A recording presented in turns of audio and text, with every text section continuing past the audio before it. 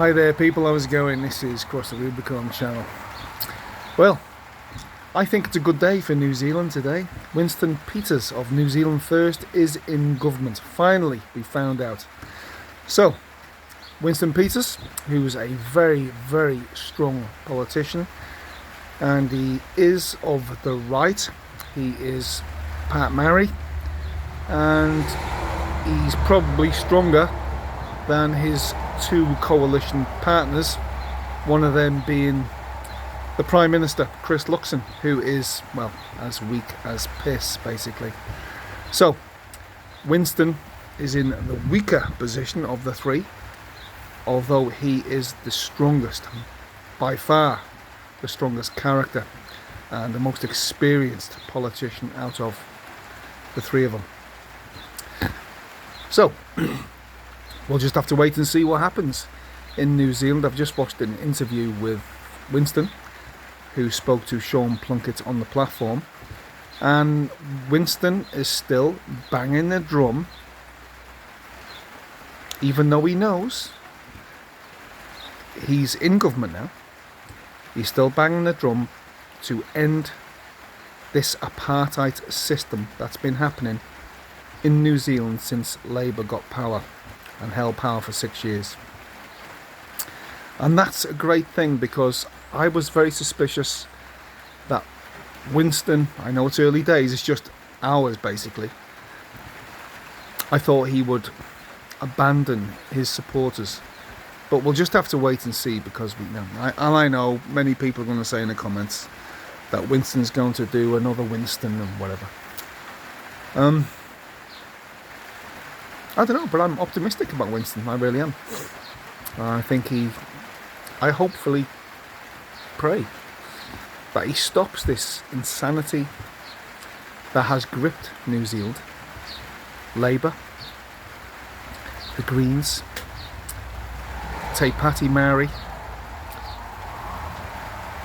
extremists of Te Pāti Maori and the Greens, because the Greens are just communists and Te Pāti Maori are just communists, and the Labour are just, well, communists. They've hijacked this country, they've hijacked the media, they pay the media, they have been paying the media. I'm not sure what's going to happen with the media now, because Jacinda Ardern and the Labour government paid the media $55 million a year to lie to all New Zealanders via the Public Interest Journalist Fund. So I'm not sure what's going to happen to that now, but it seems, well, obvious really, that there is no real journalism in New Zealand. The closest thing we've got, I think, is Sean Plunkett, I suppose. I'm not a great lover of him either, but he's about the closest thing we got, because he's fair, and he is fair, and he does call out this co-governance. He calls out the Maorification of New Zealand, and he interviews and gives a fair hearing to Julian Batchelor of the Stop Co-Governance movement, and that is admirable today in New Zealand, because let's face it, although the journalists just call anybody who questions co-governance, questions the Maorification of everything, questions Maori having separate systems, separate laws, separate everything, anybody who questions that, the media jump on them and call them racist. That's what's happening in New Zealand. And, well, today Winston Peters ran in the election to stop it, and he's now in government. Winston Peters and New Zealand First. And Winston Peters is part Maori. I've got to say in this video, because I haven't made a video for a while, but John Key, as many of you may have noticed, he's in the news now, isn't he? He seems to be, I don't know, rabble-rousing on behalf of radical extremist Maori. John Key, for them who don't know, is the Prime Minister of New Zealand, and he was awful. I think he was awful, a treacherous, lying coward of a man, and he's still a coward. He was a coward when he was the Prime Minister, and he's a coward now. The leader of the Greens, what was his name, James Shaw, said just a few weeks back that if ACT's leader, ACT is another coalition partner that's in the government, so it's National, ACT and New Zealand First. ACT's leader David Seymour asked to have, or he's promoting the idea of having a referendum on the principles of the treaty. Nobody really knows what the principles of the treaty are, and he wants it changed so everyone is equal in New Zealand. Everybody is equal, no matter what you are.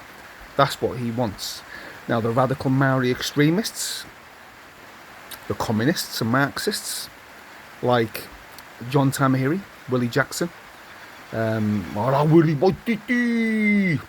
the one with tattoos all over his face and looks absolutely ridiculous. And Nanaya Mahuta and all them lunatics who call everything and see racism everywhere. They think it's racist, especially John Tamahiri. And John Tamahiri's on record being interviewed saying, well, if he wants to have a referendum, then there's going to be civil disobedience in the streets, and we're going to stop all the major cities in New Zealand, Christchurch, Wellington, Auckland, Tauranga, Dunedin, whatever, especially the ones up north. And Christchurch and Dunedin are down south, obviously. But he's basically saying if we don't get what we want, we're going to cause violence. He said it. He's on record. John Key's jumped in, the ex-Prime Minister of New Zealand. National, would you believe, for them outside New Zealand. A national, ex-national Prime Minister. He's come in and said, well, I don't think it's a good idea, because if you don't give Maori what they want, these radical extremists, there will be hickoys from hell, and so it's best to just give them what they want. Okay, he didn't exactly say that, but, well, he did say that in a roundabout way. So, John Key's idea is to give them what they want, give them everything what they want, so they don't have protests.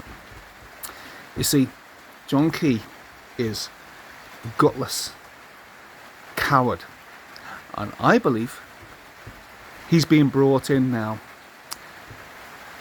by outside entities, I believe, I might be wrong, to whisper into the ear of Chris Luxon, who's our new National Prime Minister, and tell him to ignore Winston Peters and David Seymour, who are the coalition partners of the National Party, and do exactly what the United Nations and the WEF want them to do instead. I might be wrong, but I don't think so. Okay, this is Cross the Rubicon. Please like, leave a comment, share this video everywhere. See you later.